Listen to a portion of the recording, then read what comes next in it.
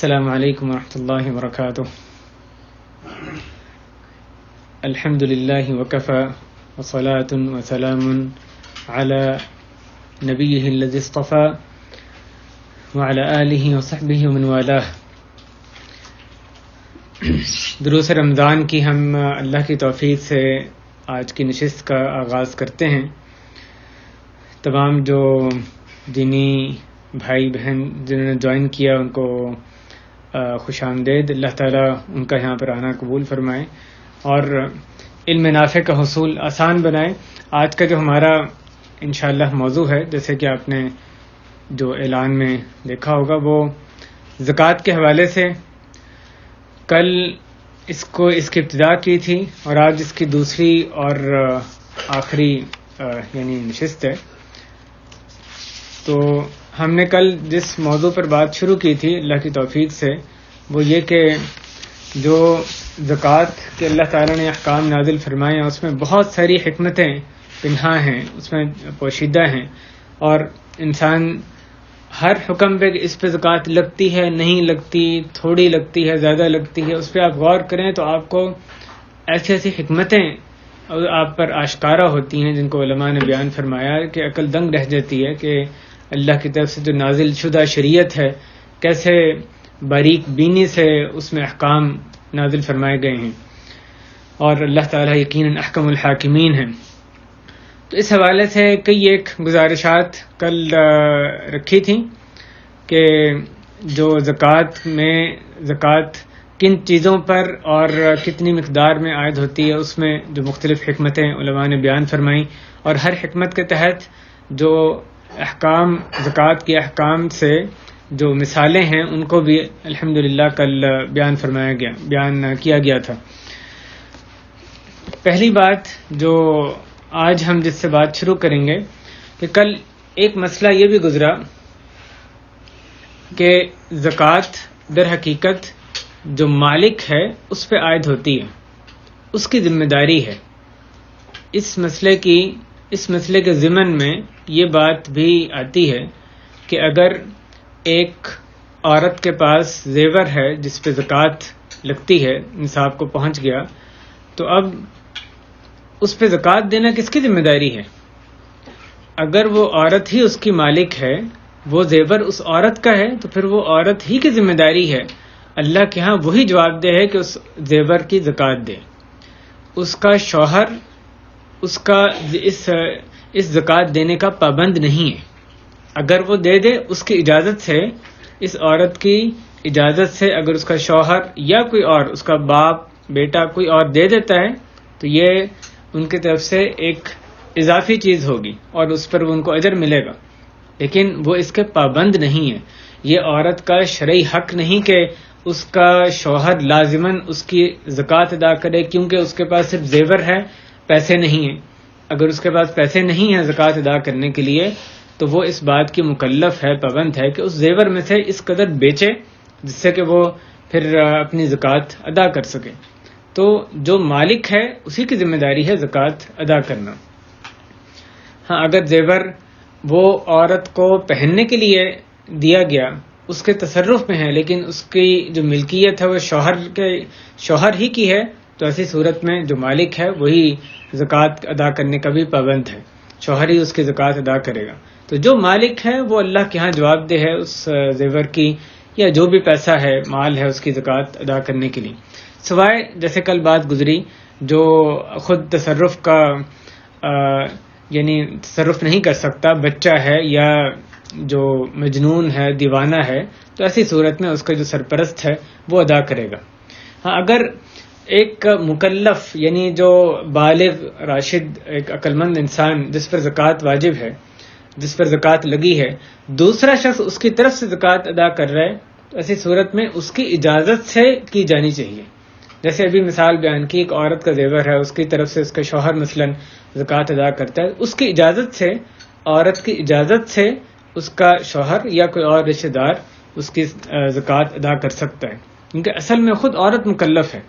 تو وہ کسی اور نے ادا کرنی ہے تو اس میں اس عورت کی اجازت شامل ہونی چاہیے. ایک اور جو زکوٰۃ میں ہمیں بات نظر آتی ہے کہ اس میں جو مکمل ملکیت کی بھی شرط لگائی گئی، تمام یعنی تمام الملکیہ، کہ اگر اس جو مال اس کے پاس ہے وہ اس کی ملکیت نہیں ہے، مکمل طور پہ اس کا مالک نہیں ہے، تو پھر اس پہ زکوٰۃ اس کے لیے ادا کرنی ضروری نہیں ہے۔ اسی طرح اگر کسی کے پاس کوئی چیز بطور امانت رکھی ہوئی ہے تو جس کی امانت ہے وہ اس پر زکوٰۃ ادا کرے گا، نہ یہ کہ جس کے پاس رکھی ہوئی ہے خواہ وہ سالہ سال ہی اس کے پاس موجود رہے۔ اس ضمن میں اور بھی جو مختلف مسائل اس کے اندر آتے ہیں۔ ایک مسئلہ، ایک جو بات زکوٰۃ کے ضمن میں یہ کہ زکوٰۃ کسی اور ملک میں بھیجنا، اس کا کیا حکم ہے؟ یعنی آدمی ایک ملک میں رہتا ہے، اب اس نے زکوٰۃ نکالنی ہے، وہ کسی اور جگہ پیسے بھیجے یا کسی کو کہے کہ میری طرف سے تم اتنی زکوٰۃ ادا کر دو، تو یہ جب اس کی ضرورت ہو تو یہ جائز ہے، ضرورت کے تحت جائز ہے۔ ہاں، اگر کوئی فقراء آپ جہاں رہتے ہیں اس کے ارد گرد موجود ہیں جن کو آپ جانتے ہیں واقعی ضرورت مند ہیں، تو وہ پہلے حقدار ہیں آپ کی زکوٰۃ کے۔ لیکن وہ لوگ جو کہ مثلاً بیرون ملک ملازمت کرتے ہیں اور وہ فقراء مساکین کو یا زکوٰۃ کے مستحقین کو اپنے ملکوں میں خوب جانتے ہیں، زیادہ جانتے ہیں، جہاں وہ کام کر رہے ہیں وہاں پر ان کو فقراء کا علم نہیں ہے، یا وہاں پر فقراء مثلاً کم ضرورت مند ہیں، تو ایسی صورت میں ان کا وہ دوسری جگہ یقیناً زکوٰۃ منتقل کر سکتے ہیں اپنے ملک میں، جہاں پیچھے جو ان کا اصلی ملک ہے وہاں پر وہ ادا کر سکتے ہیں۔ ایسے لوگ جو مثلاً کافر ملکوں میں جن کا پیسہ ہے، اب وہاں پہ زکوٰۃ تو اصولاً مسلمان کو دینی ہے، اب وہاں پہ چاہے فقراء بھی ہوں لیکن وہ کافر فقیر ہیں، تو ان ملکوں سے مسلمان ملکوں میں لے کر آنا تاکہ مسلمان جو فقراء ہیں یا مستحقین ہیں ان تک پہنچائی جائے۔ ہاں، اگر ان ملکوں میں بھی کوئی فقراء مسلمان مل سکیں تو ٹھیک ہے، لیکن مقصد یہ کہ اس طرح کی ضروریات وہ پیش آ سکتی ہیں جس کی وجہ سے زکوٰۃ دوسری جگہ جو منتقل کرنا ہے وہ بالکل درست ہے۔ اسی طرح ایک اور جو اہم مسئلہ زکوٰۃ میں جو ایک حکمت ہمیں نظر آتی ہے کہ زکوٰۃ اس کا جو فائدہ ہے وہ مسلمان صرف آخرت میں طلب کرتا ہے۔ زکوٰۃ اس طرح ادا کرنی ہے کہ اس دنیا میں اس کا کوئی ریٹرن، کوئی فائدہ حاصل نہ ہو رہا، اس طریقے سے زکوٰۃ دینا کہ زکوٰۃ بھی ہو گئی اور ساتھ کوئی دنیاوی فائدہ بھی اس سے حاصل ہو گیا، یہ غلط بات ہے۔ اس کے ضمن میں ایک اہم مسئلہ جس کی بہت مرتبہ ضرورت پیش آتی ہے وہ یہ کہ آدمی کے پاس کوئی خادم کام کرتا ہے، یا اس کا مثلاً ڈرائیور ہے یا کوئی خاتون خادمہ ہے، اور اس آدمی کو یہ خوب علم ہے اس کے حالات کو وہ جانتا ہے کہ یہ آدمی واقعی ضرورت مند ہے، تو اب وہ اس کو کیا زکوٰۃ دے سکتا ہے؟ عموماً یہ ہوتا ہے کہ اگر آدمی اس کو زکوٰۃ دے، حالانکہ جو اس کی تنخواہ اس نے مقرر کی اس کو وہ اپنی جگہ برقرار رکھتے ہوئے اس کو علیحدہ سے زکوٰۃ دے رہا ہے، پھر بھی دیکھنے میں یہ آتا ہے، ایک انسانی نفسیات ہے کہ وہ جو خادم ہے وہ اس کی زیادہ خدمت کرنے لگتا ہے زکوٰۃ کی وجہ سے، اور پھر اگلے سال بھی اس کو امید ہوتی ہے کہ زکوٰۃ ملے گی، وہ اس کو گویا کہ ایک جیسے اجرت ملتی ہے تو وہ خدمت کرتا ہے، اس طرح زکوٰۃ کی وجہ سے بھی یہ بات نظر آتی ہے کہ خدمت کرنے میں یا جو بھی کسی طرح سے جو فائدہ اس خادم سے اس کو حاصل ہو رہا ہوتا ہے، چاہے اس کا وہ مطالبہ نہ بھی کرے نہ ہی وہ اس کی کوئی چاہت رکھتا ہو، تو اس کا جو علماء نے ایک طریقہ وے آؤٹ جو ایک طریقہ بتایا کہ آدمی اب اپنے خادم کو زکوٰۃ دینا چاہتا ہے، اپنے پاس کوئی ملازم ہے اس کو زکوٰۃ دینا چاہتا ہے، لیکن وہ یہ بھی نہیں چاہتا کہ دنیاوی فائدہ حاصل ہو، جو یہ چیز شریعت نے پابندی لگائی اس کو بھی برقرار رکھنا چاہتا ہے، تو اس کا ایک اچھا طریقہ یہ ہے کہ کسی اور کے ذریعے سے اس خادم کے پاس وہ پیسے پہنچا دے، کسی اور کو کہے کہ اس کو بتائے بغیر کہ یہ جس کے پاس وہ کام کر رہا ہے اس کی زکوٰۃ ہے، اس کے نوکر کو یا اس کے جو اس کے پاس اس کا ملازم ہے اس کو زکوٰۃ دے دے۔ اس طرح سے اس کی ضرورت بھی پوری ہو جائے گی، اور کیونکہ اس کو معلوم ہی نہیں کہ یہ زکوٰۃ کس کی ہے، اس کو چاہے یہ پتہ بھی ہو کہ زکوٰۃ کے پیسے ہیں لیکن اس کو کوئی خبر نہیں ہونی چاہیے، کوئی اشارہ نہیں ملنا چاہیے کہ زکوٰۃ اسی کی ہے جس کے پاس وہ کام کر رہا ہے، تو اس طرح دنیاوی فائدہ جو حاصل ہونے کی ایک توقع ہوتی ہے یا ایک اندیشہ ہے وہ بھی اس طرح سے ختم ہو جائے گا۔ اب ہم ایک اور جو اہم موضوع زکوٰۃ میں زکوٰۃ کی حکمتوں کے حوالے سے ہی یا زکوٰۃ کے احکام میں آتا ہے کہ مصارف زکوٰۃ کے کون سے ہیں، زکوٰۃ کن مدات میں دی جا سکتی ہے۔ زکوٰۃ کی جو مدات ہیں اللہ تعالیٰ نے یہ ہمارے اجتہاد پر نہیں چھوڑی کہ ہر بندہ خود سے یہ محنت کر کے یہ یعنی جاننے کی کوشش کرے کہ کہاں زکوٰۃ دے سکتے۔ اللہ تعالیٰ نے سورہ توبہ میں جو زکوٰۃ کی مدات ہیں 8 مدات ان کا تعین فرما دیا۔ انما الصدقات للفقراء والمساکین والعاملین علیہا والمؤلفۃ قلوبہم وفی الرقاب والغارمین وفی سبیل اللہ وابن السبیل۔ تو 8 مدات اللہ تعالیٰ نے جو زکوٰۃ کی مدات مقرر فرمائی، اور آخر میں فرمایا فریضۃ من اللہ واللہ علیم حکیم۔ تو یہ اللہ کی طرف سے فریضہ ہے، جس سے پتہ چلا کہ آیت کے شروع میں جو صدقات کا لفظ ہے اس سے مراد زکوٰۃ ہے، کیونکہ آخر میں کہا گیا کہ فریضۃ من اللہ کی طرف سے فریضہ ہے۔ تو اس میں جو بیان کی گئی ان کا نہایت اختصار سے جو ان سے مراد ہے، ہر جو صنف ہر جو قسم بیان کی گئی۔ انما الصدقات للفقراء والمساکین، فقیر اور مسکین پہلی 2 قسمیں یہ، یعنی وہ لوگ جو کہ اپنی جائز ضروریات کے لیے ان کے پاس وسائل نہیں ہیں اور نہ ہی ان کے پاس کمانے کی طاقت ہے، وسائل اس وقت بھی موجود نہیں اور نہ ہی وسائل حاصل کرنے کی، کمانے کی، جا کر کام کاج کر کے ان کو حاصل کرنے کی طاقت ہے۔ تو یہ لوگ اب فقیر زیادہ جو یعنی محتاج فقیر ہوتا ہے یا زیادہ محتاج وہ مسکین ہوتا ہے، اس میں علماء کی دونوں رائے ہیں، لیکن یہ ان دونوں میں قدر مشترک ہے کہ اپنی جائز ضروریات کے لیے وہ مال وہ اپنے وسائل نہ پاتے ہوں۔ للفقراء والمساکین والعاملین علیہا، تیسری قسم جن لوگوں کو حکومت وقت زکوٰۃ کی کلیکشن پر مامور کرے تو وہ ان کو اس کام کا ایک معقول معاوضہ وہ بھی زکوٰۃ سے دیا جا سکتا ہے۔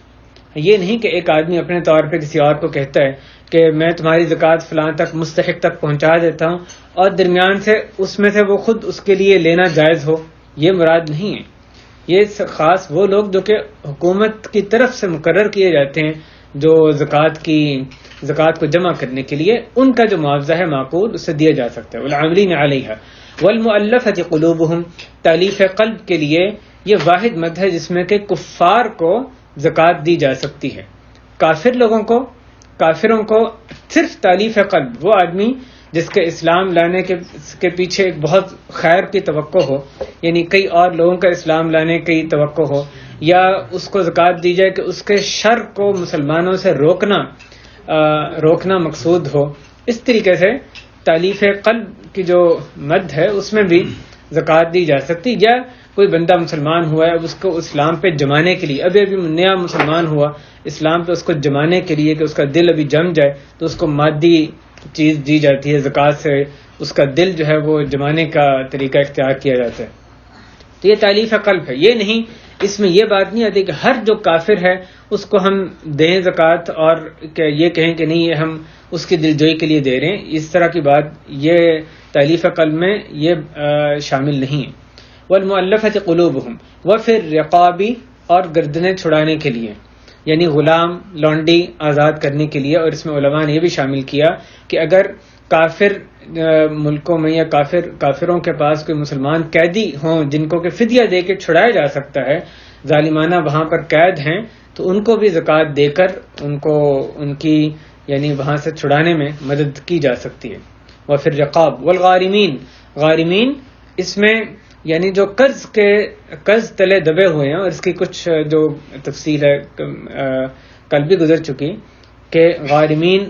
وہ لوگ بھی جنہوں نے آپس میں یعنی جنہوں نے کہ وہ لوگ صلح کرانے کے لیے اپنے اوپر کوئی ذمہ داری، مالی جو ذمہ داری ہے وہ عائد کر لی 2 بندوں میں صلح کرانے کے لیے، یا وہ لوگ جو کہ کسی سے قرض لیا اپنی جائز ضروریات کے لیے اور اب ان کے پاس وسائل نہیں ہیں اس کو واپس کرنے کے لیے، تو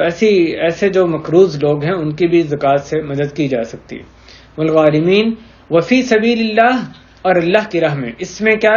شامل ہے؟ اس میں یقیناً جہاد فی سبیل اللہ تو شامل ہے ہی، اور وہ تو اولین مد ہے جو اس میں شامل ہے. لیکن اس کے علاوہ بعض علماء نے اس میں جو دین کی نشر و اشاعت کے لیے جو مدات ہیں ان کو بھی اس میں شامل کیا ہے کہ مثلا جو صحیح منہج پر جو دین کی دعوت کے لیے جو کتب کی نشر و اشاعت کرنا، ان کو آگے لوگوں کو دینا، صحیح جگہ پہنچانا، اس طرح کی جو مدات ہیں دین کی نشر و اشاعت پر خالصتاً جو خرچ ہو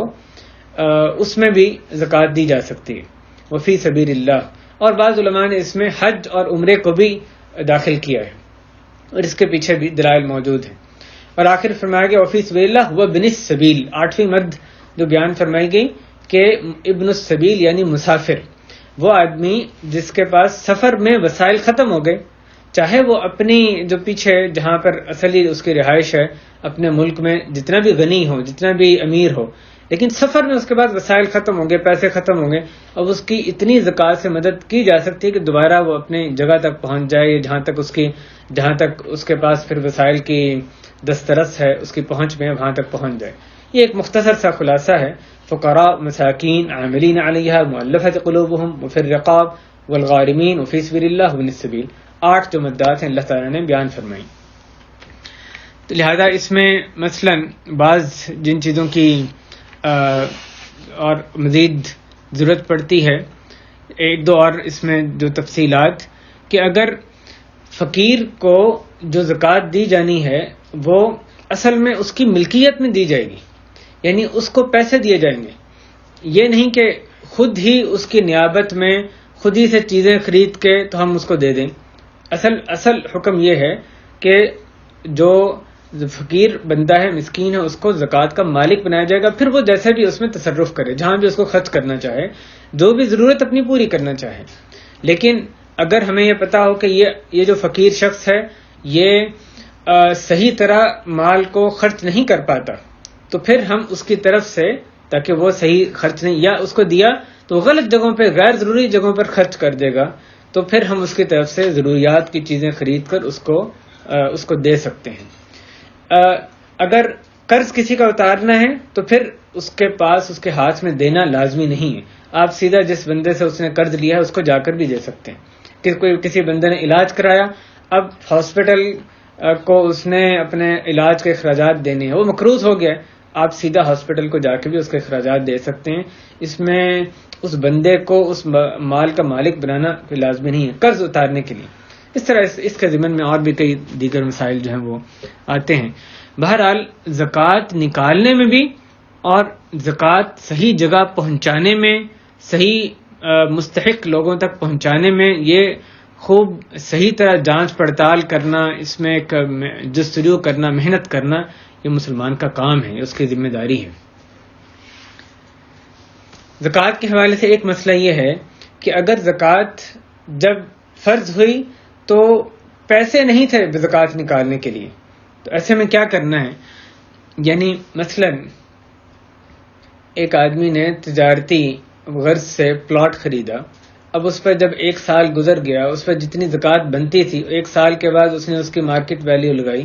اس کی جو قیمت فروخت ہے اس وقت کی 1 سال گزرنے کے بعد وہ اس نے اس کا اندازہ لگوایا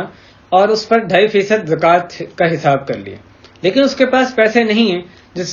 جس سے کہ وہ یہ زکوٰۃ ادا کر سکے. تو ایسی صورت میں اس کے لیے یہ جائز ہے، اس کو چاہیے کہ وہ اپنے پاس درج کرے، تحریری طور پہ لکھے کہ یہ زکوٰۃ مجھ پر واجب تھی، میں نے ادا نہیں کی کیونکہ لیکویڈیٹی کا پرابلم تھا، یعنی مجھے اس وقت میرے پاس نقدی موجود نہیں تھی اس لیے، لیکن اتنی میرے ذمہ ہو گئی تھی. اپنی وصیت کا اس کو حصہ بنائے، وصیت میں لکھے، تاکہ اگر اس کو نہیں پتا اس نے کب دنیا سے اللہ کے پاس چلے جانا ہے، اگر وہ فوت ہو جاتا ہے اس کے ورثہ کو پتا ہو کہ پہلے اللہ تعالیٰ کا یہ جو حق ہے زکوٰۃ، یہ اس کے مال سے نکالنا ہے، پھر مال کی تقسیم کی باری آئے گی تو پہلے پھر اس کے مال میں سے وہ نکالی جائے گی. تو اس کے پاس تحریری طور پہ وصیت میں یہ چیز لکھی ہونی چاہیے کہ زکوٰۃ فرض ہوئی لیکن وہ نکال نہیں سکا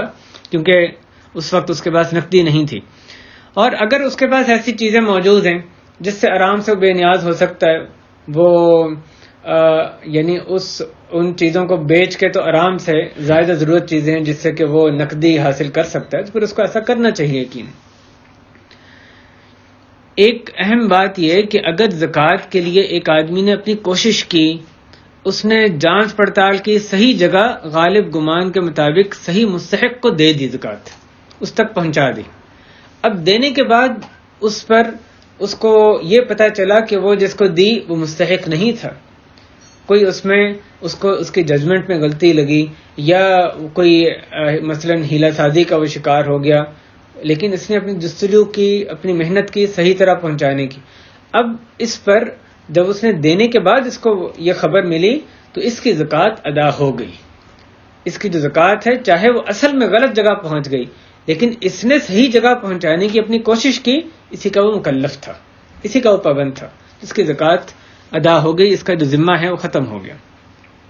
اس میں علماء سے سوال کرنے کی بڑی اہمیت ہے۔ زکوٰۃ کے جو مسائل ہیں یقیناً بہت سے ایسے مسائل ہیں جس میں کہ جو کہ اس طرح کی مختصر نشستوں میں جن کو سمیٹنا ممکن نہیں ہے، تو آدمی کو کوئی ایسے اس کے حالات ہوں، زکوٰۃ کا اس میں اشکال ہو کہ اس پہ لگتی ہے نہیں لگتی، کیسے اس کی ادائیگی کرنی ہے، تو چاہیے یہ کہ جو بھی ایسے مسائل ہیں فَاسْأَلُوا أَهْلَ الذِّكْرِ إِن كُنتُمْ لَا تَعْلَمُونَ، تم پوچھو علماء سے اگر تمہیں نہیں پتا۔ اللہ تعالیٰ نے حکم دیا کہ جہاں بندے کو نہیں پتا وہ دین پر اس نے کیسے عمل کرنا ہے، دین کے احکام کے حوالے سے علماء سے رجوع کرے، علماء سے ربط بہت ضروری ہے۔ اور آخر میں بعض اور مسائل جو زکوٰۃ کے حوالے سے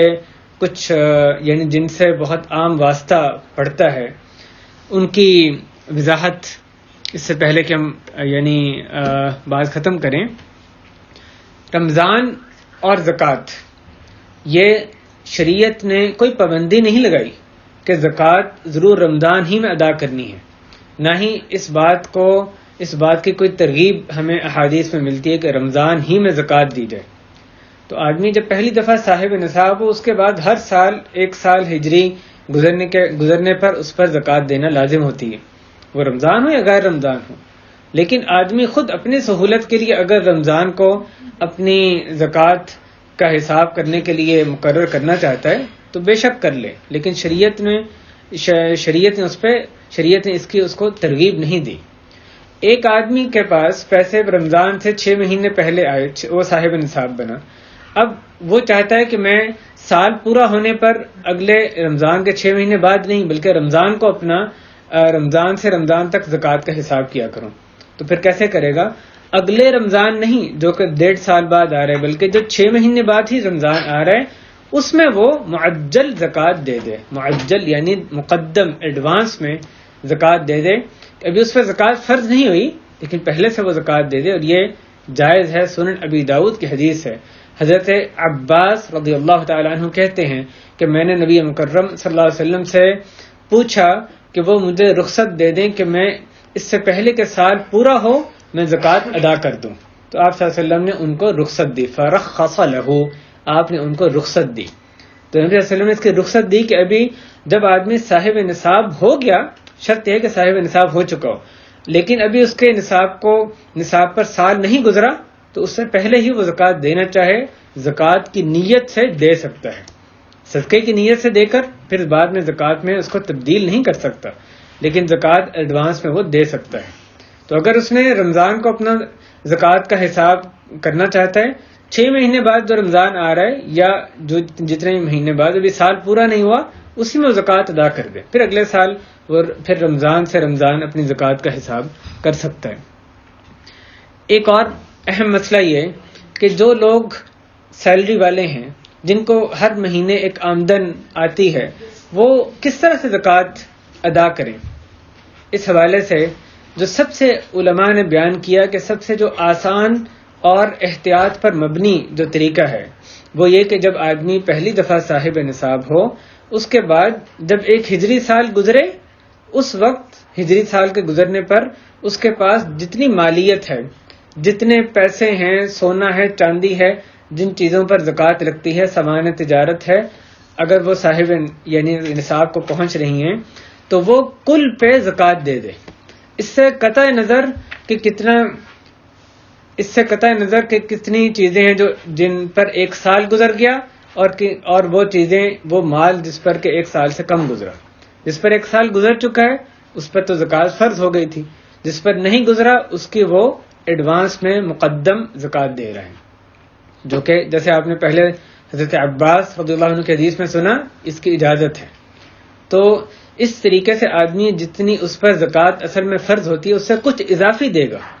کیونکہ ممکن ہے جو اس کے پاس 2 مہینے پہلے پیسے آئے وہ 1 سال تک نہ رہیں، کچھ اس میں سے پہلے خرچ ہو جائیں، لیکن یہ کہ اس طریقے سے سارا سال اس کو بے فکر وہ رہے گا، کوئی فکر کی ضرورت نہیں کہ اب اس کا بیلنس اوپر جا رہا ہے نیچے جا رہا ہے، ہر جو پیسے آئے ان پر سال کب پورا ہو رہا ہے اس کا حساب رکھنے کی کوئی ضرورت نہیں، کیونکہ اس وقت اس نے جتنے پیسے تھے سب پہ زکوٰۃ دے دی، کچھ پہ واجب تھی اور کچھ پہ ایڈوانس میں دے دی، تو سارے سال کی زکوٰۃ ادا ہو گئی، تو اس کو سارا سال فکر کرنے کی ضرورت نہیں۔ یہ سب سے آسان طریقہ ہے۔ کوئی بندہ یہ چاہتا ہے جتنی زکوٰۃ ہے اتنی ہی صرف دینی ہے، تو پھر ہر پیسہ جو اس کے پاس آئے وہ اپنا ایک ٹیبل، ایک جدول مینٹین کریں، یہ پیسہ اس وقت آئے، اس پر 1 سال اس وقت پورا ہو رہا ہے، اور ہر پیسے پہ جب سال پورا ہو جتنا اس میں سے 1 سال پورا ہونے پر باقی تھا اس پر وہ زکوٰۃ دیتا جائے۔ تو اگر یہ طریقہ یقیناً مشکل ہے، لیکن اگر کوئی یہ کرنا چاہتا ہے تو وہ کر سکتا ہے، اور یہ اس کی پھر زکوٰۃ اتنی ہوگی جتنی کہ واقعی بنتی ہے، لیکن آسان طریقہ وہی ہے جس کا پہلے ذکر کیا گیا۔ ایک اور مسئلہ جو زکوٰۃ کے حوالے سے کہ وہ چیزیں جو کہ اپنے استعمال کے لیے رکھی جائیں یا کرائے پہ دینے کے لیے رکھی جائیں ان پر کوئی زکوٰۃ نہیں ہے۔ اگر ایک آدمی کا گھر ہے اور وہ گھر اس نے کرائے پر چڑھانا ہے، کرائے پر چڑھا دیا، اس نے ایک رینٹل ایگریمنٹ کیا، عہد یعنی عقد ایجار، اس نے کرایہ نامہ جو طے کیا اپنے جو دوسرے بندے کے ساتھ کہ 1 سال کے مثلا 1 سال کے لیے اس کو وہ کرائے پہ اس نے مکان دیا۔ اب اس کی زکوٰۃ جو کرایہ اس نے وصول وہ کرے گا، اس کی زکوٰۃ کس وقت وہ دے گا، کب اس پر زکوٰۃ دینا فرض ہوگا؟ علماء نے اس میں وضاحت کی کہ جب سے اس نے عقد کیا ہے، جب سے وہ ایگریمنٹ کیا ہے، اس وقت سے اس کا 1 سال شروع ہوگا، اس سے قطع نظر کہ وہ پیسے کب وصول کرتا ہے۔ یعنی ایک آدمی نے جو اپنا گھر کرائے پر چڑھایا اور ساتھ ہی ایڈوانس پہ 100% 100% سارا جو کرایہ وصول کر لیا، تو اس کے پاس یہ جو پیسے آئے، اور ایک اور بندہ ہے اس نے آدھا اس وقت وصول کیا، آدھا 6 مہینے بعد وصول کر لیا، تو دونوں صورتوں میں زکوٰۃ ایک ہی وقت میں لگے گی۔ جس نے آدھا کرایہ 6 مہینے بعد وصول کیا، وہ ان 6 مہینے بعد کے کرائے پر دوبارہ نیا سال شروع نہیں کرے گا، بلکہ جب سے اس نے ایگریمنٹ کیا تھا، جب سے وہ اجارہ کا جو عقد ہے یعنی کرایہ نامہ شروع ہوا تھا، اس وقت سے جب سے 1 سال پورا ہو جائے گا اس نے اس پہ زکوٰۃ دینی ہے، چاہے اس کے پاس جو پیسے آئے کرایہ کے وہ اس وقت ان کو 1 سال گزر چکا ہو یا 1 مہینہ گزرا ہو، لیکن اس ایگریمنٹ کو جب 1 سال گزر گیا تو اس کا 1 سال پورا ہو گیا، اس نے اس پہ زکوٰۃ ادا کرنی ہے۔ وہ چیزیں جو کہ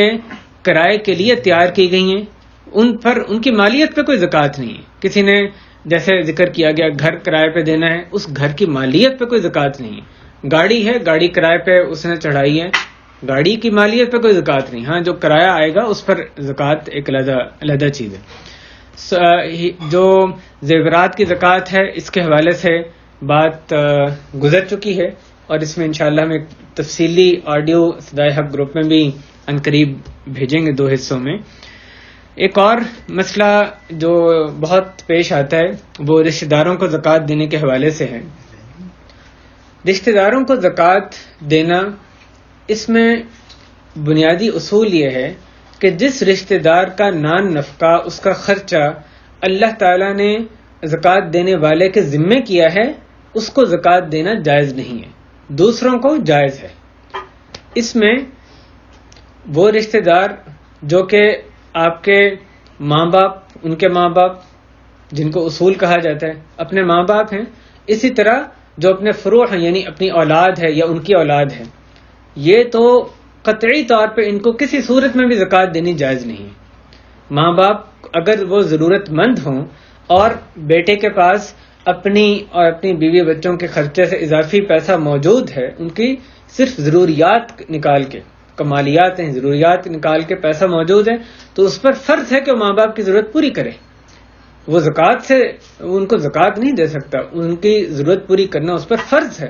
اسی طرح اگر بیٹا محتاج ہے، بیٹا اپنی جو جائز ضروریات ہیں اپنی اہل و عیال کی وہ پوری کرنے سے اپنے وسائل میں قاصر ہے، نہیں کر سکتا، تو باپ کی دادا کی ذمہ داری ہے کہ ان کی اگر اس کی طاقت میں ہے تو وہ ان کی ضرورت اپنے بیٹوں کی، پوتے کی مثلاً پوری کرے۔ تو ان کو تو زکوٰۃ کسی صورت نہیں دی جا سکتی۔ ان کے علاوہ جو دیگر رشتہ دار ہیں، یعنی جو ہمارے نسب میں آتے ہیں اوپر یا نیچے، ماں باپ یا اولاد، ان کے علاوہ جو رشتہ دار ہیں ان میں یہ دیکھا جائے گا کہ کیا یہ جو آدمی ہے زکوٰۃ دینے والا یہ اس رشتہ دار کا وارث بنے گا کہ نہیں بنے گا۔ اس وقت جب فیصلہ کر رہا ہے، جب وہ زکوٰۃ ادا کر رہا ہے، اس وقت کیا وہ اس کا وارث بنے گا؟ اگر اس کی وفات ہوتی ہے بنے گا یا نہیں بنے گا؟ اگر اس کا وارث وہ بنے گا تو پھر اس کو زکوٰۃ نہیں دے سکتا، اگر وارث نہیں بنے گا تو اس کو زکوٰۃ دے سکتا ہے۔ صرف ایک مثال میں اس کی دیتا ہوں اور پھر ہم اس یعنی اگلی بات کی طرف بڑھتے ہیں کہ مثلاً بہن کو کیا زکوٰۃ دی جا سکتی ہے؟ یہ مسئلہ کل بھی دریافت کیا گیا، اس میں آج اس کی مزید کچھ تفصیل آ جائے گی۔ کیا بہن کو زکوٰۃ دی جا سکتی ہے؟ تو بہن کا وارث بھائی کس صورت میں بنے گا؟ اگر اس کا کوئی بیٹا نہیں ہے اور اس کا باپ نہیں ہے، یہ دو رشتے اگر نہیں ہیں اور بھائی ہے تو بھائی اس کا وارث بنے گا۔ تو ایسی صورت میں جبکہ بہن کا بیٹا اور باپ دونوں میں سے کوئی بھی نہ ہو تو پھر جو اس کا بھائی ہے وہ اپنی اس بہن کو زکوٰۃ نہیں دے سکتا کیونکہ اس کا وارث بنے گا۔ ہاں اگر اس بہن کا بیٹا ہے یا اس کا باپ ہے یا دونوں ہیں تو پھر یہ جو بھائی ہے یہ اپنی اس بہن کو زکوٰۃ، اگر ظاہر ہے شرط یہ ہے کہ وہ فقیر ہو، مستحق ہو زکوٰۃ کی، تو ایسی صورت میں اس کو زکوٰۃ دے سکتے ہیں۔ یہ اصول ہے جو زکوٰۃ رشتہ داروں کو دینے کے حوالے سے۔ اب وہ رشتہ دار جن کو زکوٰۃ دی جا سکتی ہے وہ جب فقیر ہوں، وہ جب مستحق ہوں تو ان کو زکوٰۃ دینے کا بسا اوقات اکثر یعنی بسا اوقات زیادہ اجر ہوتا ہے، کیونکہ اس میں صدقۃ وصیلہ جیسے حدیث میں آیا کہ ان کو اجر، ان کو زکوٰۃ دینے میں زکوٰۃ بھی ادا ہوتی ہے، صدقے کا اجر بھی ملتا ہے اور ساتھ صلہ رحمی کا اجر بھی ملتا ہے۔ تو اس لیے رشتہ داروں کی ضروریات کا خیال ضرور رکھنا چاہیے، اور اس کا مطلب یہ ہرگز نہیں کہ اگر ایک مثلاً بہن ہے جس کو زکوٰۃ نہیں دی جا سکتی یا بیٹا ہے کوئی اور ایسا رشتہ دار جس کو زکوٰۃ نہیں دی جا سکتی تو اب وہ ضرورت مند ہے تو ہم کہیں کہ اس کو کیونکہ زکوٰۃ ہم نہیں دے سکتے تو وہ ضرورت مند ہے تو ضرورت مند رہے، نہیں، اس کی ضرورت پوری کرنا، صلہ رحمی کرنا، یہ تو اسلام نے اس کی بہت ترغیب دی کہ ہم اس کے اپنے رشتہ داروں کی، خاص طور پہ جتنے قریبی رشتہ دار ہیں اتنی زیادہ ان کی ضرورت کا خیال رکھیں۔ تو ہمارے پیسوں میں ان کی ضرورت کا ہمیں چاہیے کہ ان کی خیال رکھیں، جس قدر ہو سکے ان کی مدد کریں، جس طریقے سے بھی ہو سکے۔ بہرحال زکوٰۃ کے حوالے سے یہ بات ہے۔ اور آخری چیز جس پر کہ جو قرض کے حوالے سے مسئلہ، کل ایک سوال کے جواب میں یہ بات گزر چکی ہے کہ کسی کو اگر قرضہ دیا ہوا ہے، اگر تو وہ ٹال مٹول کرنے والا شخص ہے یا تنگ دست ہے کہ واپس نہیں دے سکتا تو پھر اس قرض پر زکوٰۃ نہیں ہے، ورنہ اس پر زکوٰۃ لاگو ہوگی۔ اسی پر ہی ہم یعنی اکتفا کرتے ہیں۔ زکوٰۃ کے مسائل یقیناً اور بھی ہیں لیکن وقت کی مناسبت سے اسی پر اکتفا کرتے ہیں۔ اور جو بھائی بھی کئی سوالات آ گئے ہیں، جو بھائی مزید سوال کرنا چاہیں وہ بھی جو زوم کا ایڈمن اکاؤنٹ ہے اس پر وہ ارسال فرما دیں، انشاءاللہ جواب دینے کی اپنے قلیل علم کے مطابق کوشش کی جائے گی۔ وصلی اللہ وسلم علی نبینا محمد وعلی آلہ وصحبہ اجمعین۔